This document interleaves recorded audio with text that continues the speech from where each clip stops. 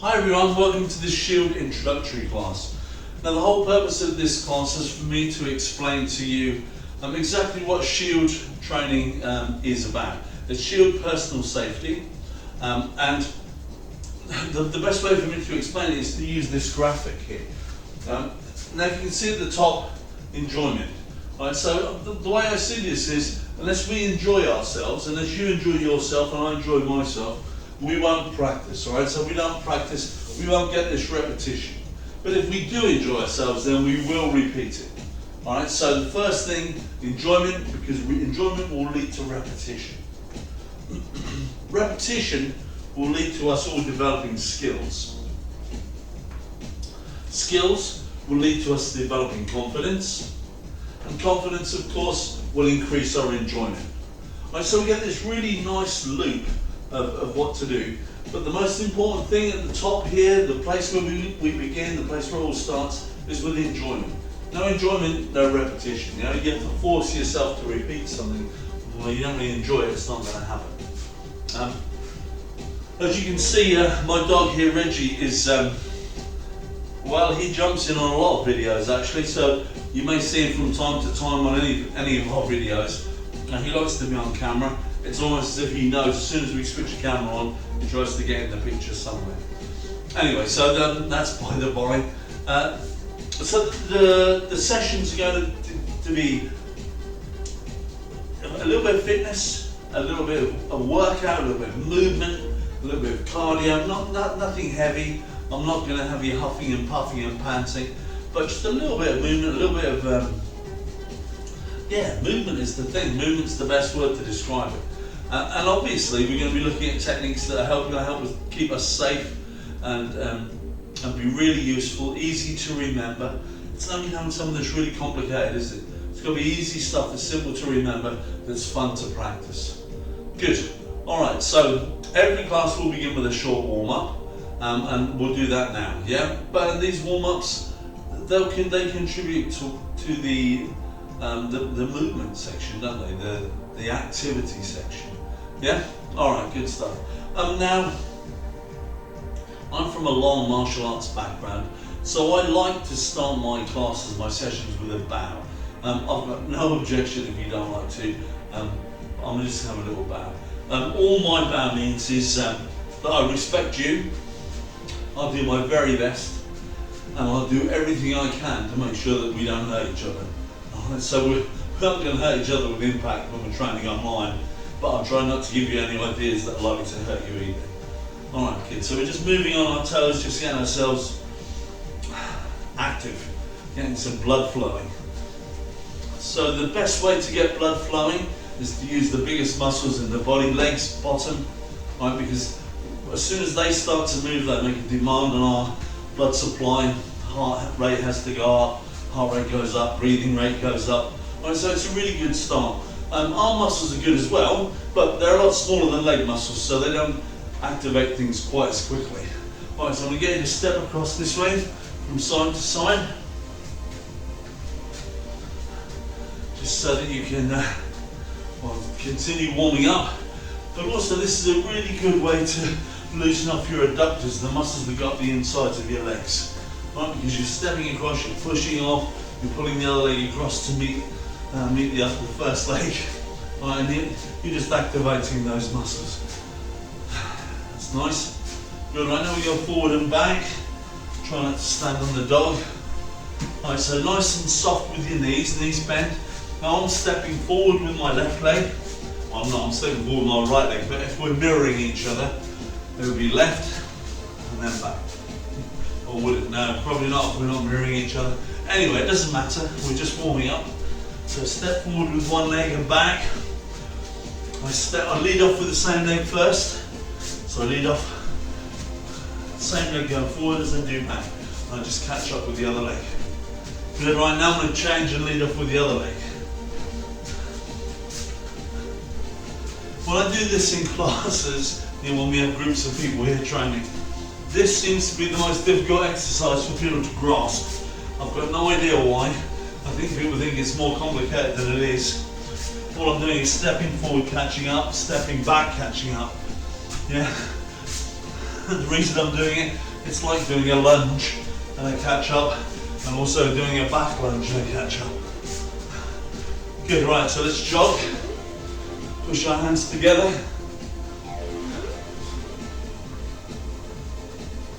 Right, now we'll do opposite elbow to knee. So left elbow, right elbow, left knee. Again, lots of movement, and your body activated. And that's one of the goals of the Shield class, is to help people who are less active to be more active. You know, there's no great mystery to that. You know, being active is easier if you've got something that interests you and something that you can enjoy doing, and some purpose to it. You know, I would never put down the likes of aerobics or weight training. You know, I love all of those things, and I participate in them. The only thing sometimes I think, if I'm just lifting weights, I mean, I lift weights to try and help my martial arts, you know, try and make my technique stronger. And I wonder sometimes if I would enjoy it as much if I didn't have that purpose behind doing the weights. You know, but either way, I mean, weight training is lovely, weight training is good. It gives it more purpose when there's a purpose, you know, when there's a reason to it. It gives you more enjoyment when you have a purpose. And that's one of the good things about having a Shield class.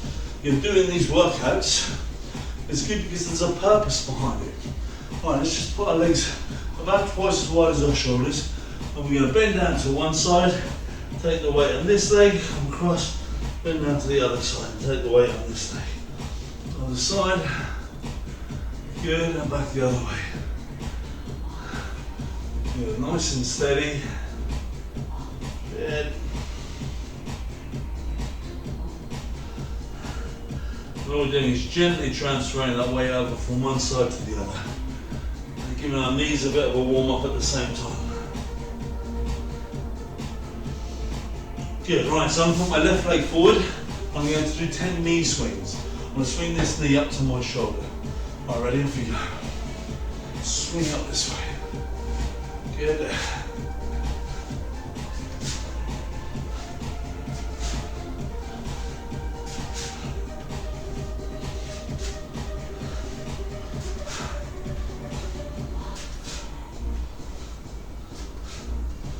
Good, and change sides. There we go.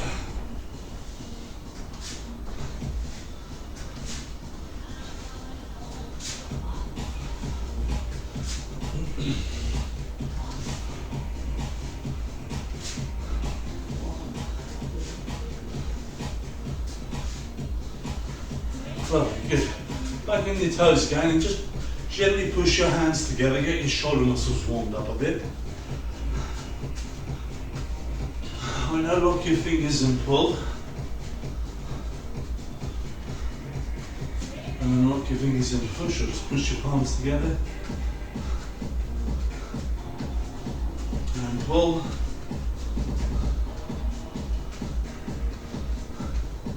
Right, suit stuff. Circle one arm forward. Get that upper arm right up by your ear if you can. Get full movement in that shoulder. Good, then we go backwards.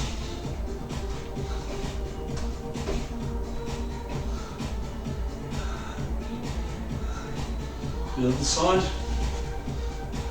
So if you wonder where I'm filming these classes, there'll be predominantly two places, two venues. This one here, which is a small room at my main academy, so just through that door there, and there's quite a large hall where we do our classes. So if you can, one forward and one back. And this will probably be the most frequent place that I record classes, but I've also got a little home gym at my home, as the name suggests, and I'll do them from there occasionally. And it's about the same size as this, and the reason why I want to do them in a small location is because that probably mimics the situation that you're going to find yourself in. And what I'm trying to do with these classes, is limit myself to a 2 by 2 meters by 2 meters area. and I'll do everything within that 2x2 area, because I think that's probably a reasonable amount of space that most people can find in their own home, 2 meters by 2 meters square. You know, I'm not going to say it's going to be easy and everyone can do it, but at least it gives you don't have too much of a space requirement. Yeah, good. Now obviously the dog's being really helpful and he stood in the square I was going to use, but that's okay, I can just use the next two.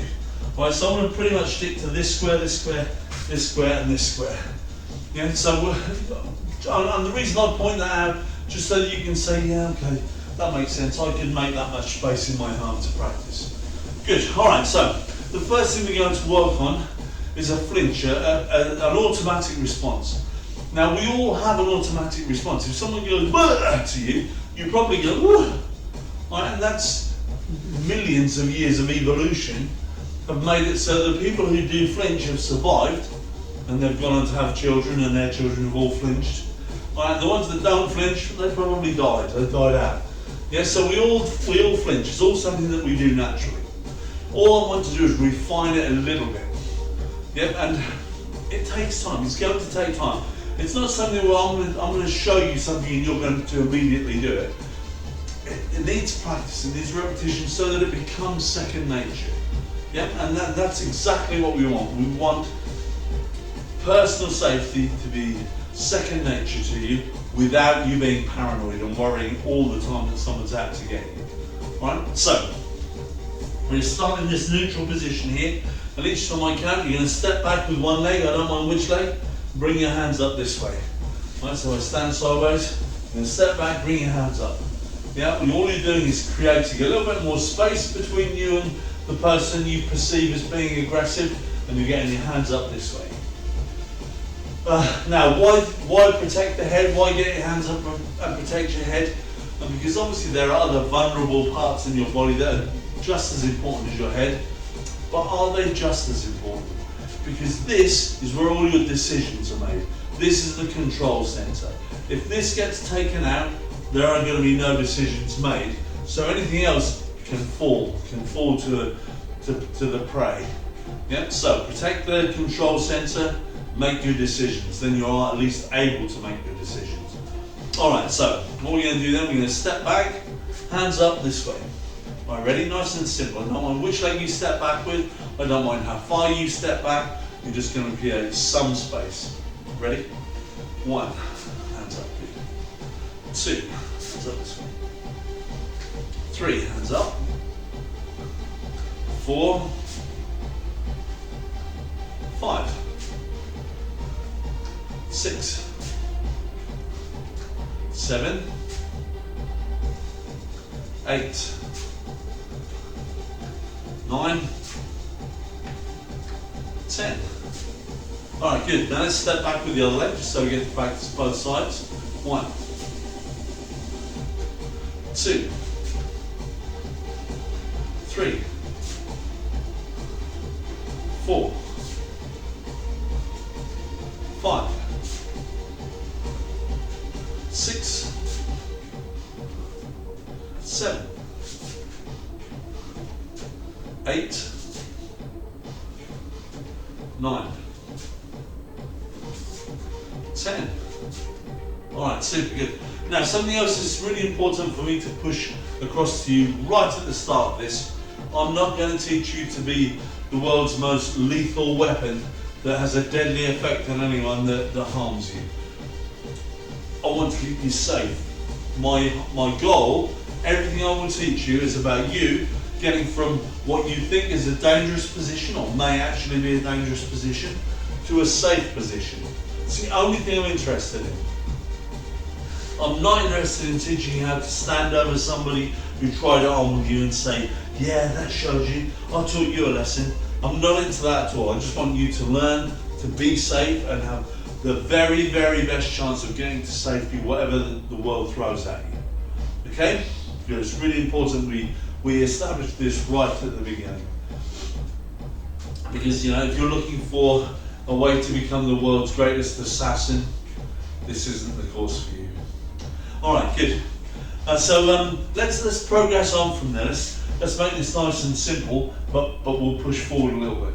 So we're going to step back and bring our hands up, and then we're going to push out with our front hand. All right, now this may be just to push the person away from us, to push us away from the person further, or it can be a strike to put them off, to make them think, oh wow, what's happened here?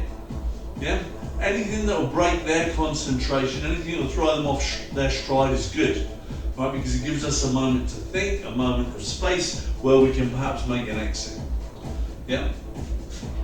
And I've got a very, very simple theory to this. I need to not get harmed first. I need to try, if I can, break the other person's concentration, and I need to do something to make the idea of them running after me less likely.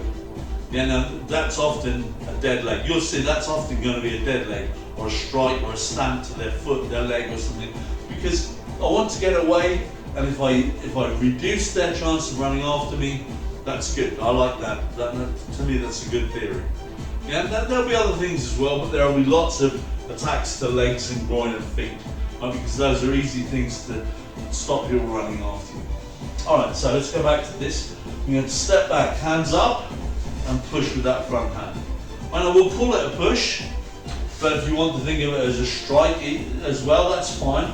If you're going to strike, then in karate we have a thing called palm heel strike, where we aim to strike with the heel of our palm, as the name suggests, this way. In reality, it doesn't matter what part of your hand you hit with, what part you make contact with, anything can be effective. You know, maybe that your little finger goes up to your opponent's nose, or scratches his gum, or goes in the corner of his eye. All of those things will be good. They won't want to run after you. They're less likely to run after you. Right, so don't worry too much about details at this point. Right, so from here, we're going to step back, hands up, push. Yeah, we'll call it a push, whatever you want to think of it as. Ready? Here we go, neutral position. 1, step back, hands up, push. Good, here we go. 2, step back, hands up, push. 3, step back, hands up, push. 4, step back, hands up, push. 5, step back, hands up, push. Good, right, I'll go the other way. Ready, stepping back with the other leg. 1, step back, hands up, push. 2, step back, hands up, push. 3, step back, hands up, push. 4, step back, hands up, push. 1 more. 5, step back, hands up and push. Good, right now, because this is an introductory class, I don't want to get into too much detail. I want this short video to give you an idea of the type of things that we'll be doing in the weekly classes. So I'm going to jump to doing a leg technique, a lower limb technique now, just because I want you to understand that we'll be working with all of our body, our upper limbs, our lower limbs, our arms, our legs, our hands, our feet, everything. Right, so I wouldn't usually jump around like this in the sessions, but I think it's important for you to get an example of using all of our limbs to keep ourselves safe. Yeah? Alright, so let's go back to this position then. And we're going to go 1, that we've done before. Yeah? And we're going to go push this way, and then knee.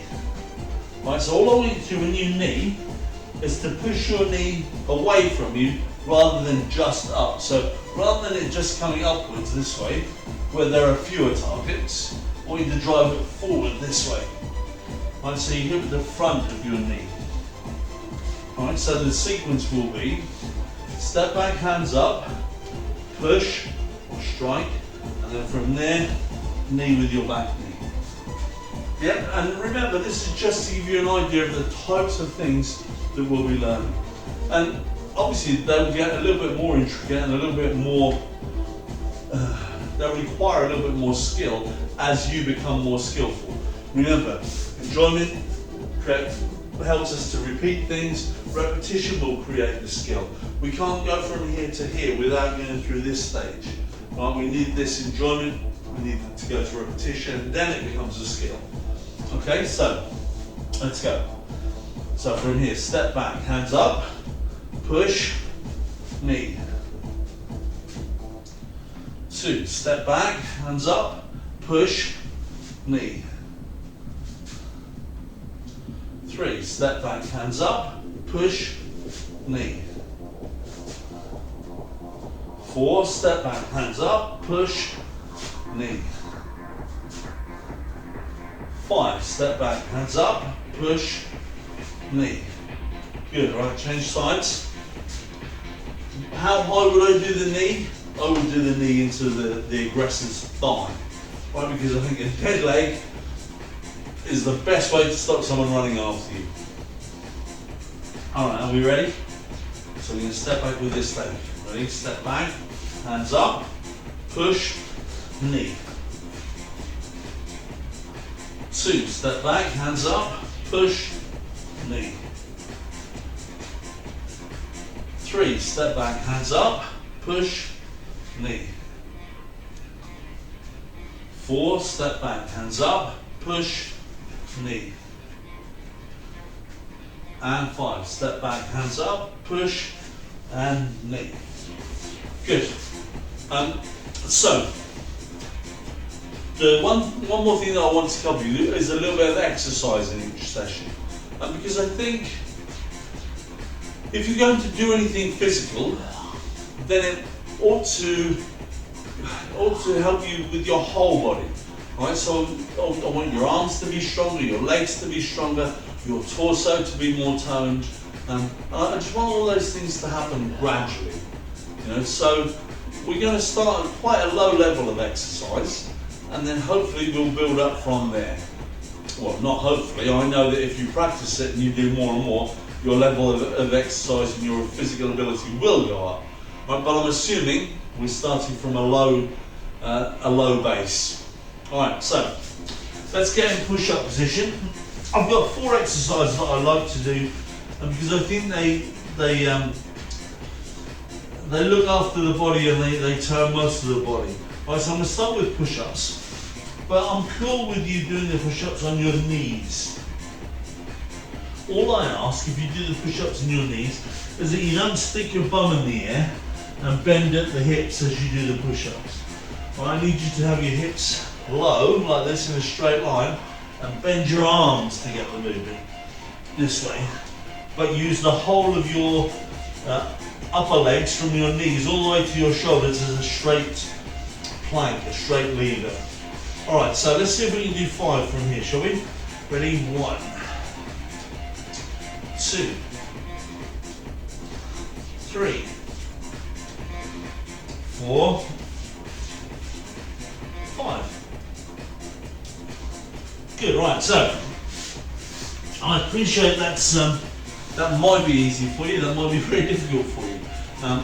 And to be honest with you, it's not important. I don't mind what your level of fitness is. All I'm aiming for is for your fitness level to improve. Yeah, so I don't mind where you start. All I'd say is make a note of where you start and try to move on. Alright, so if you really struggle with push-ups, even the ones on your knees, then if you go to the braindojo.com website, there are a whole load of free videos there, and they're called Getting to Push Up, Getting to Sit Up, Getting to Plank, Getting to Squat, and they're videos about stepping stones to get to be able to do a push-up or getting to be able to do a sit-up, and you may find them really useful. But they are aimed at complete fitness beginners. Alright, so let's do some leg raises. I'm going to do alternate leg raises here. Now, I will do them like this, but I'll put one leg up and I'll just switch them over this way. Right, but if that's too difficult for you, then just do one leg, put it down, then the other leg and put it down. One leg and down, other leg and down. Right, so I don't mind which you do. Remember, as I said, I don't mind where you start, all I'm after is improvement.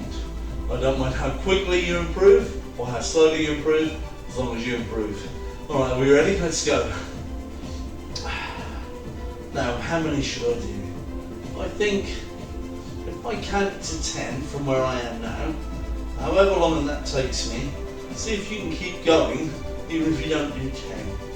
1, 2, 3, 4, 5, 6, 7, 8, 9, 10.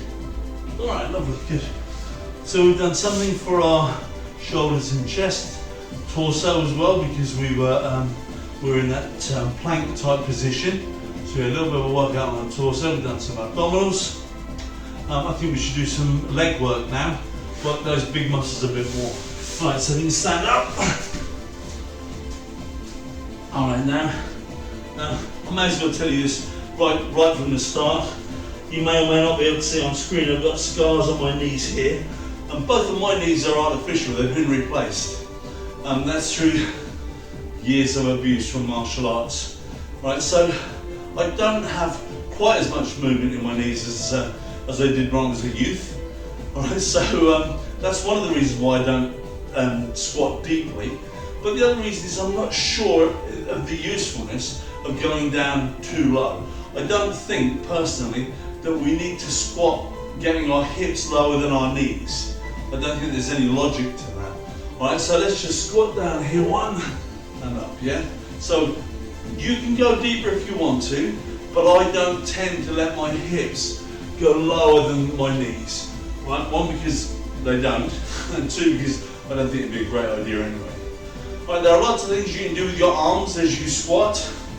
Right, so engaging your arms will give you a little bit of shoulder work and arm work at the same time. So if you want to do that, you can.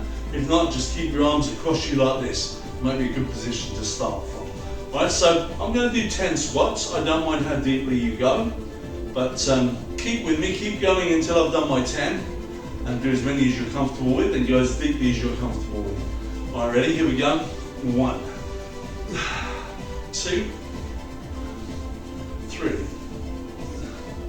4, 5, 6, 7,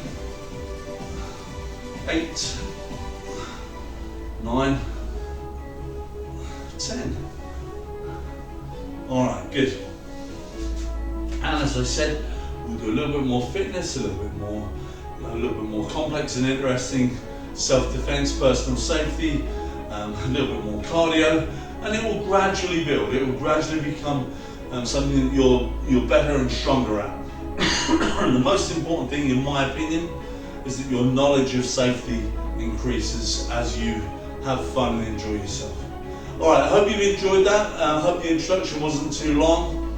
I hope you're still with me. And I hope you'll be joining me on the braindojo.com website for the weekly classes, the weekly Shield classes. Alright, speak soon and see you soon.